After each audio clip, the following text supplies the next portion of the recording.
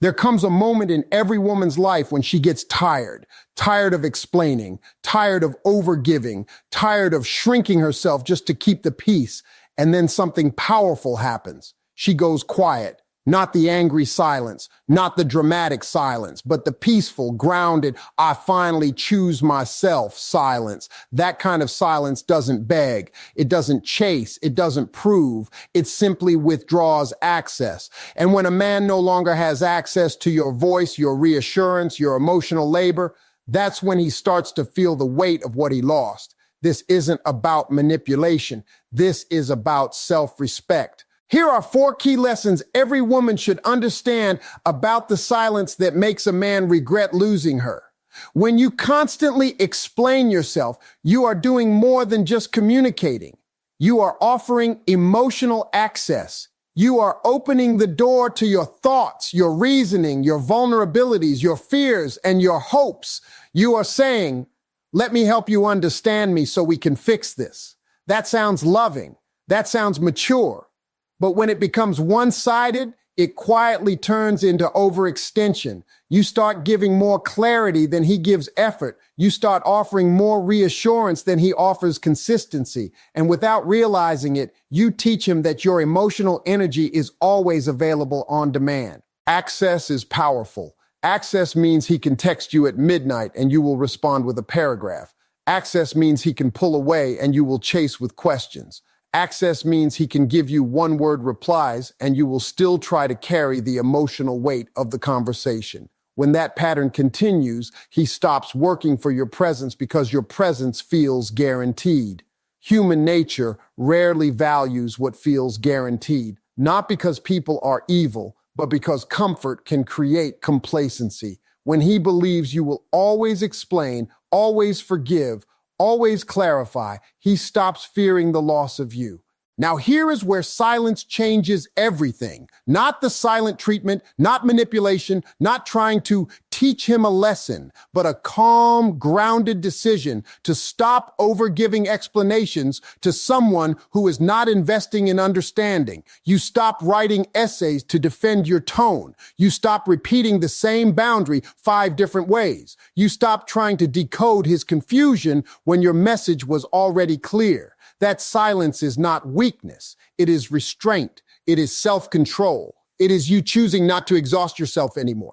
And the moment that access is removed, he feels the shift. He may not admit it out loud. He may act unbothered at first, but internally, he notices that something familiar is gone. The long explanations are gone. The emotional cushioning is gone. The immediate reassurance is gone. The let's talk this through energy is gone. What he once treated casually now feels distant. What he once assumed would always be there now feels uncertain. That uncertainty creates space. Space creates awareness, and awareness is where regret begins.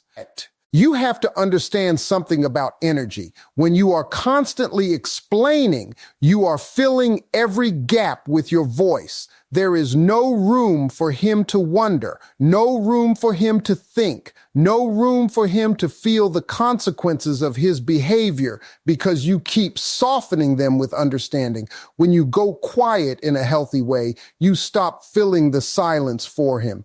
You let the gap exist. You let him sit in it. You let him notice that you are no longer rushing to maintain the connection alone. That gap can feel uncomfortable, but discomfort is often the birthplace of realization. Many women believe that if they just explain one more time, he will finally get it. If they just find the perfect wording, he will finally understand. If they just stay patient enough, he will finally value what they bring. But understanding does not come from endless explanation. It comes from willingness on both sides. And when that willingness is missing, more explanation only drains you further. The power of silence is that it stops the cycle. It interrupts the pattern. It says without drama, I will not keep pouring into a space that is not pouring back. When access is constant, effort becomes optional. But when access is limited, effort becomes necessary. If he wants to know what you are thinking, he has to ask. If he wants emotional closeness, he has to initiate. If he wants reassurance, he has to create safety for it. You are no longer handing him the blueprint to your heart. without him proving he can build something with it. That shift alone can change how he sees you, not because you became cold, but because you stopped over-functioning.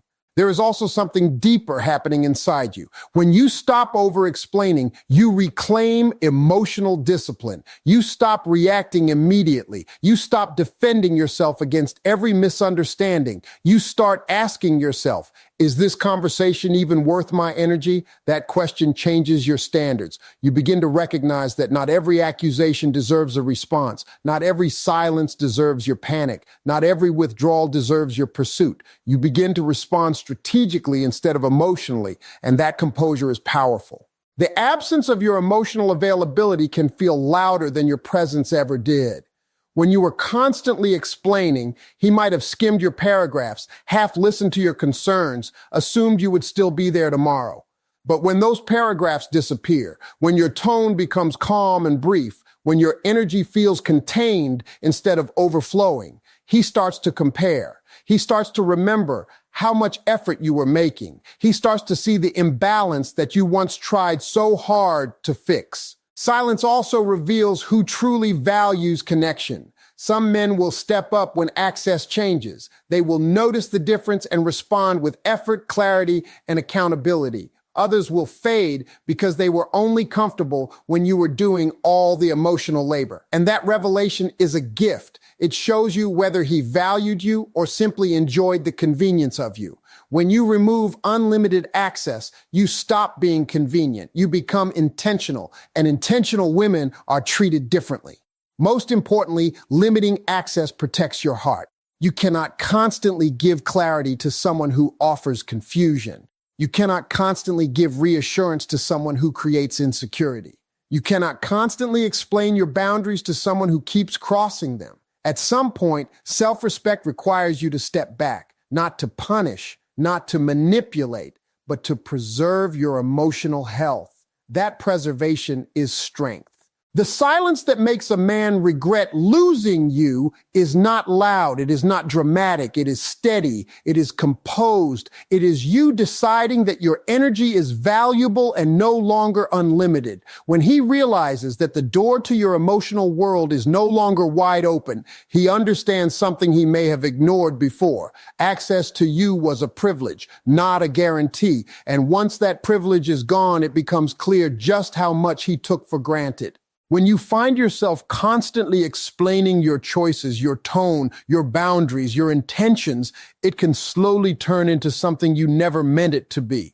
You think you are communicating. You think you are being mature. You think you are making the relationship healthier. But over time, it can quietly shift into seeking approval. You start wanting him to agree with your feelings before you allow yourself to fully stand in them. You start softening your truth so it sounds more acceptable. You start adjusting your delivery so it does not intimidate, offend, or challenge him too much. And without realizing it, you move from authority in your own life to auditioning for validation in someone else's. There is a subtle but powerful difference between expressing yourself and explaining yourself excessively. Expression is confident. It is clear. It says, "This is how I feel."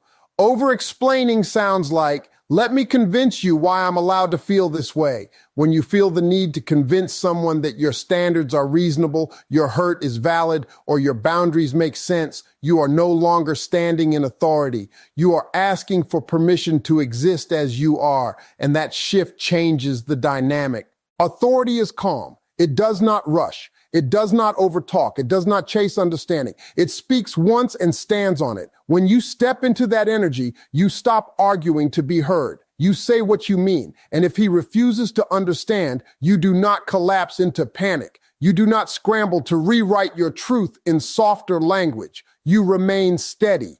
That steadiness is powerful because it signals security. A secure woman does not need applause for her boundaries. She enforces them whether someone claps or not.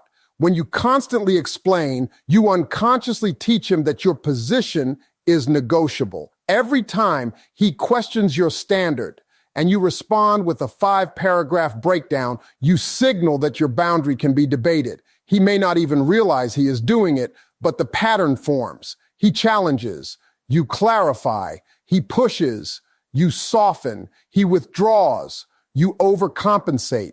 Eventually, the relationship becomes centered around his comfort and your adjustments. That is not partnership. That is imbalance. The moment you stop over-explaining, the atmosphere shifts. You answer once. You state your boundary once. You express your expectation once. And then you observe. You watch how he responds. You watch whether he respects what you said or tries to poke holes in it. You watch whether he rises to meet you or tries to pull you back down into negotiation. That observation puts you back in authority. You are no longer performing. You are evaluating. There is something deeply magnetic about a woman who does not over-defend herself. When she says, I don't like that, and leaves it there, it carries weight. When she says, that doesn't work for me, without launching into a dissertation, it communicates certainty. Certainty unsettles people who are used to control or confusion. It forces them to confront the possibility that you are not as easily swayed as before.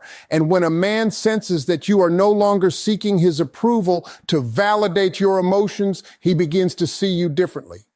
Confidence is not loud. It is not aggressive. It is composed. When you move from approval to authority, you do not become harsh. You become grounded. Your voice slows down. Your responses become shorter but clearer. You stop reacting instantly. You start responding intentionally. That intentionality creates respect. Respect is often born in the space where over-explaining used to live. Many women over-explain because they fear being misunderstood. They fear being labeled difficult, dramatic, or unreasonable. So they try to stay ahead of criticism by explaining every detail of their perspective. But here's the truth. Someone committed to misunderstanding, you will do so no matter how thorough your explanation is. You cannot explain your way into being valued. You cannot justify your way into being respected. At some point, you must decide that your clarity is enough, even if he refuses to accept it. When you operate from authority, you no longer argue about your worth. You no longer debate your standards. You no longer shrink your expectations to avoid conflict. You understand that disagreement does not require you to abandon yourself. If he thinks your boundary is too much, you do not rush to prove it is reasonable. You calmly acknowledge the difference and decide whether it aligns with the life you want. That is power. Power is not controlling him. Power is controlling your response. And here is where the shift becomes undeniable. When he notices that you are no longer scrambling to be understood, he feels the change. He may test it at first. He may question you again. He may try to provoke the old pattern where you over-explain and over-justify.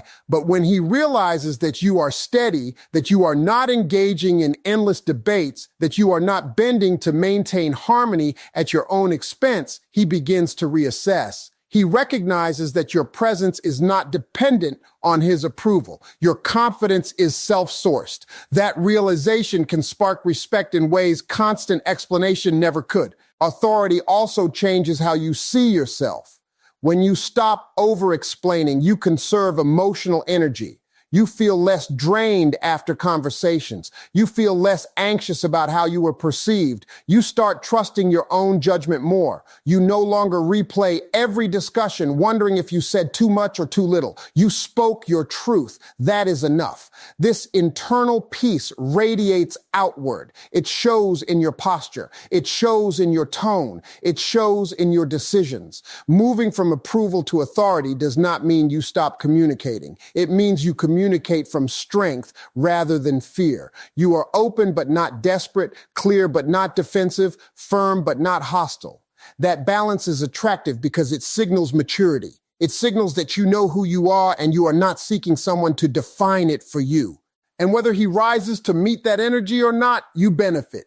You are no longer entangled in endless explanations. You are no longer measuring your worth by his agreement. You are no longer exhausting yourself trying to make your standards digestible. You stand in them fully. That is what makes the silence powerful, not because you are withholding words, but because you are anchored in certainty. When a woman moves with that kind of authority, she does not need to convince anyone of her value. She embodies it. and embodiment speaks louder than any explanation ever could. As long as you are still engaging at full emotional volume, he never has to truly sit with what he has done. There is always another conversation to shift the focus. There is always another argument to distract from accountability. There is always another explanation you are willing to give that softens the impact of his behavior. When you keep responding instantly, keep defending your hurt, keep trying to fix what he broke, you unintentionally shield him from the full weight of his choices. You become the cushion between him and consequence. Accountability requires stillness. It requires space. It requires a moment where there is no one else talking, no one else clarifying, no one else absorbing the discomfort. When you finally step back in a calm and grounded way, you remove the noise. He can no longer blame your tone. He can no longer accuse you of overreacting. He can no longer twist your words in the middle of an ongoing debate. There is no debate. There is just silence. And that silence can feel heavier than any argument you ever had. When a woman keeps explaining why she is hurt, she is often hoping empathy will finally click. She is hoping repetition will create realization. But empathy cannot be forced through overexposure. At some point, the more you explain, the less he listens. Not because he is incapable of understanding, but because he has not been required to understand. He has been allowed to bypass reflection by relying on your persistence. The moment you withdraw that persistence, he loses the distraction. Silence after clarity is different from silence after confusion. This is not about disappearing without a word. This is about expressing yourself clearly once and then stepping back when your words are dismissed. You said what hurt. You said what you needed. You said what was not acceptable. And instead of arguing in circles, you choose composure. You choose distance. You choose peace. That choice leaves him alone with the echo of what you already communicated. In that quiet, memories get louder. He remembers the patience you showed. He remembers the chances you gave. He remembers the conversations where you tried to solve problems instead of create them. Without your voice filling every gap, his mind starts replaying the scenes he once brushed off. He begins to notice patterns he ignored. He may start comparing how you handled conflict versus how he handled it. Reflection does not grow in chaos. It grows when there is nothing left to drown it out. There is something psychologically powerful about absence. When your presence was constant, he could rely on it even during tension. He knew you would answer. He knew you would show up. He knew you would try again. When that consistency shifts, he feels instability. Not because you are playing games, but because the dynamic has changed. He is no longer certain of your emotional availability. That uncertainty forces him inward. He starts asking questions he avoided before. What if she really meant it this time? What if she is done explaining? What if I push too far? Accountability often begins as discomfort. He might feel irritation first. He might label your silence as pride or stubbornness, but irritation can turn into introspection when it lingers. Long after the ego reaction fades, he is left with the facts. You expressed your needs. He dismissed them. You withdrew calmly. That sequence is hard to argue with. There is no dramatic outburst to blame. There is no harsh insult to focus on. There is just the reality of his behavior and the consequence of your distance. When you continue engaging endlessly, he can maintain the illusion that nothing is truly at risk. But when you step back emotionally, you introduce consequence without hostility. You are not attacking, you are not threatening, you are simply unavailable in the way you once were. That absence becomes a mirror. He sees how much emotional labor you were carrying. He sees how often you were initiating resolution. He sees how much patience you extended, and he sees what the connection feels like without it.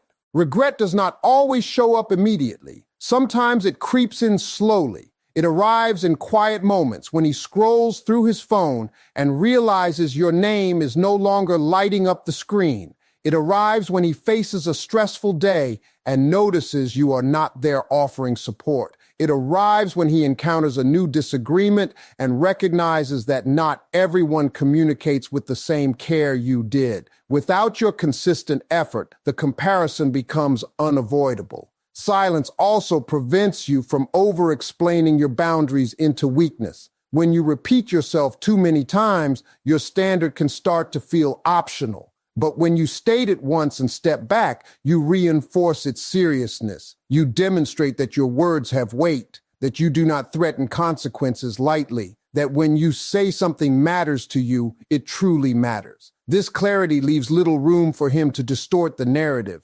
And here is the deeper truth. You are not responsible for forcing him to take accountability. You are responsible for honoring yourself. When you step back, you are not orchestrating his regret. You are protecting your peace. If he reflects and grows, that is his choice. If he refuses to examine himself, that is also his choice. But your silence ensures that you are no longer participating in your own emotional depletion. There is strength in letting someone experience the full outcome of their decisions. You cannot carry both the relationship and the responsibility for its problems. You cannot be the only one analyzing, adjusting, and apologizing. When you stop filling the space with explanations, you allow the natural weight of the situation to settle. Where there was once constant dialogue, there is now room for truth to surface. And in that quiet, he comes face to face with something he may have avoided for a long time. The possibility that he mishandled someone who was genuinely trying. The possibility that he underestimated your value. The possibility that your patience was not weakness, but grace. And once that realization forms, it lingers because silence has a way of amplifying what words once softened. When you remove the distraction, you leave behind a clear reflection. And in that reflection, accountability finally has room to breathe. The most powerful reason for silence has nothing to do with making him miss you. It has everything to do with protecting your dignity. When you constantly try to convince someone to value you, to hear you, to respect you, you slowly begin to erode your own self-worth. Not all at once, not in dramatic ways, but in small, quiet compromises. You explain a little more than you should. You accept a little less than you deserve. You tolerate a tone that does not sit right with your spirit. And each time you override your intuition to maintain connection, you chip away at your confidence. Dignity is the ability to stand in your truth without begging someone else to validate it. It is maintaining composure when you are disappointed. It is choosing not to argue endlessly when your point has already been made. It is walking away from conversations that feel degrading instead of staying to prove that you are worthy of better treatment. Silence, when rooted in self-respect, is not avoidance. It is restraint. It is strength under control. There comes a moment when you realize that explaining yourself again will not change anything. You have already clarified your feelings. You have already communicated your boundaries. You have already expressed what you need. Repeating it does not create understanding where there is no willingness. So instead of exhausting yourself further, you pause, you become still, you allow your absence to speak where your words were ignored. That pause preserves something sacred inside you. When you argue beyond the point of clarity, you often end up defending your emotions instead of honoring them. You start justifying why you felt hurt. You start proving why your expectations are reasonable. You start minimizing your standards so the other person does not feel pressured. In that process, you begin negotiating with your own values. That is where dignity starts slipping. Not because you are weak, but because you care. Caring is beautiful, but it must not come at the cost of self-betrayal. Choosing silence in those moments is choosing yourself. You are saying, I will not overexert my heart where it is not being handled with care. That decision builds internal strength. It reminds you that your voice matters, but it does not need to be forced into spaces that refuse to honor it. You stop performing for validation. You stop trying to manage his perception of you. You release the need to control how he interprets your boundaries. That release feels lighter. There is also a calm confidence that comes with dignified silence. You do not slam doors. You do not send paragraphs filled with anger. You do not try to wound him with words. You simply withdraw your energy with grace. That grace is powerful because it shows emotional maturity. It shows that you are capable of walking away without chaos. It shows that your peace is more important than winning an argument. And that kind of composure leaves a lasting impression. Protecting your dignity also means protecting your mental health. When you continuously engage in draining conversations, you carry that stress with you. It follows you into your day. It interrupts your sleep. It affects your mood. You replay arguments in your head. You question whether you said too much or not enough. Silence interrupts that cycle. It creates space for clarity. It allows you to step back and assess whether this connection is nurturing you or depleting you. That perspective is invaluable.